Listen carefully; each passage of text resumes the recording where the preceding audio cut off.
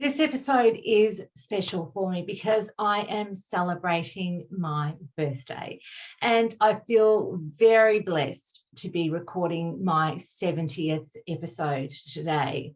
2 years ago, I had absolutely no idea about podcasting, and today I can celebrate all that I have learned through the school of life and all that I allow myself to learn by allowing myself to follow my dreams and follow my heart.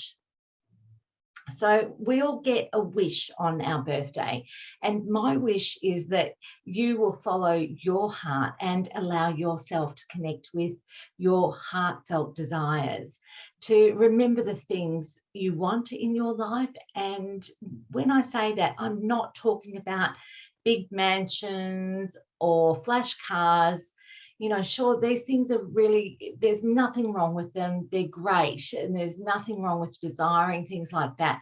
But what I'm talking about is dreaming of outcomes in your life that will bring you good health, lots of wealth, and best of all, happiness.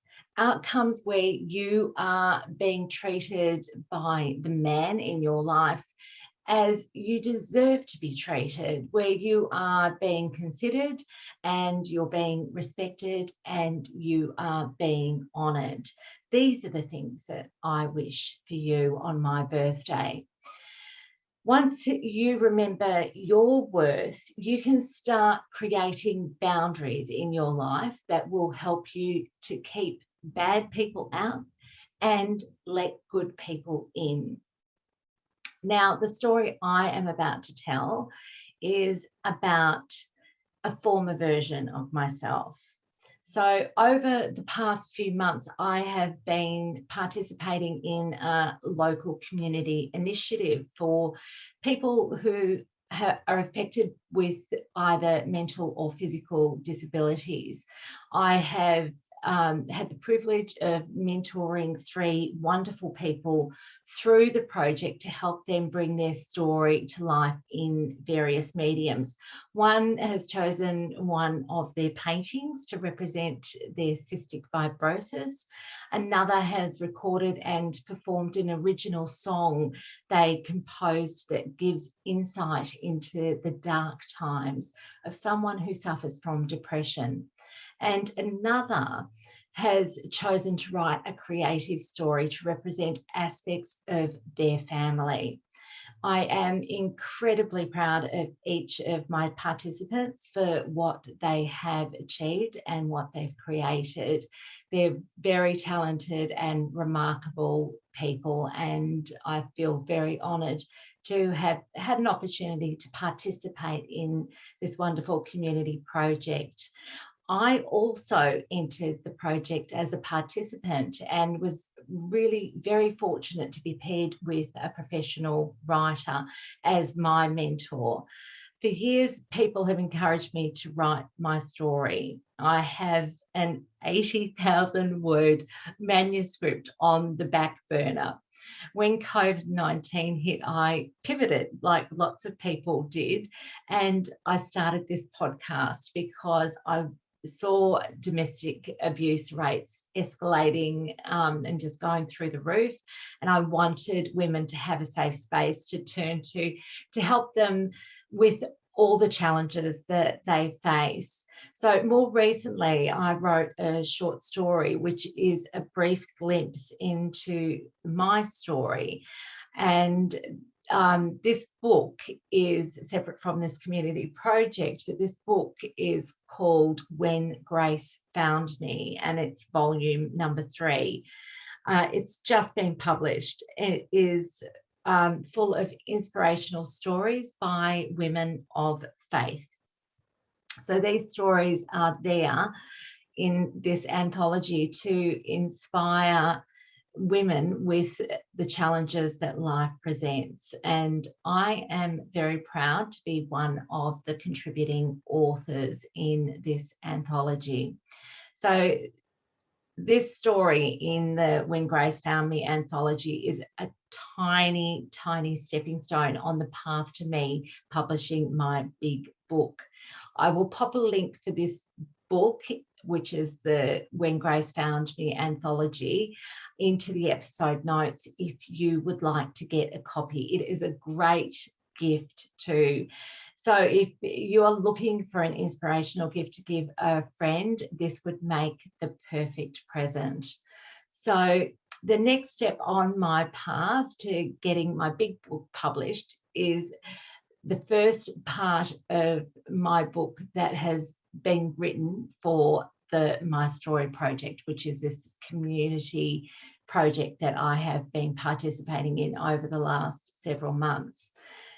And today I will read the introduction and the first chapter. So My Story, which is a part of my whole story, will be published in the next couple of weeks as an audio file, and I will make that available through the Tiaras, Tears and Triumphs podcast. Another motivation for me sharing my story is because I want to encourage you to share your story too when you feel ready. There are lots of great reasons to write. One of those reasons being my motivation to write my story, which is actually to show other women that they are not alone in the challenges that they face, and more importantly, to help them to see that there is a path to healing. There is a path to having a rich and rewarding life when you get through all of those challenges. So it's saying don't give up, and just hang in there and tap into as much support as you can. Don't feel bad about that, and just do what you need to do to get through to the other side. And then you can start rebuilding that life that you dream about. So writing is especially good, especially when you love writing like I do. So, but number one, it is a great way of getting things out.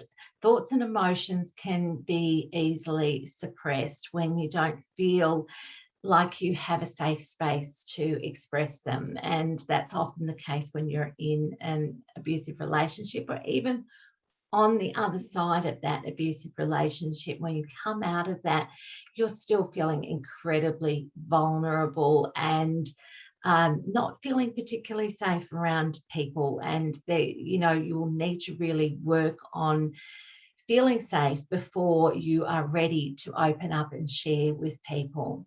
So writing is a way that you can get some of the thoughts and emotions that you have been bottling up inside of you, get them out. But it's not enough.